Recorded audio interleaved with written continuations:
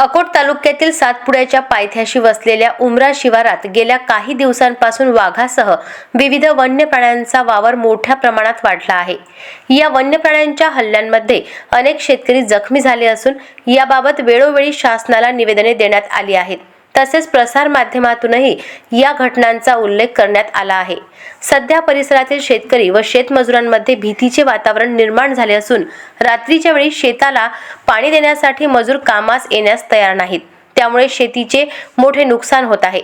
या पार्श्वभूमीवर उमरा वीज वितरण केंद्राअंतर्गत येणाऱ्या उमरा, पिंपरी, पिंपरी खुर्द, खैरखेड, एदलापूर, बोर्डी, शिवपूर, शहापूर, बेलुरा, माऊली, जितापूर, चरोळ, शिवपूर, लाळेगाव, मकरमपूर, कासोद आदी गावातील शेतकऱ्यांनी अकोट येथील महावितरण कार्यालयात निवेदन सादर केले।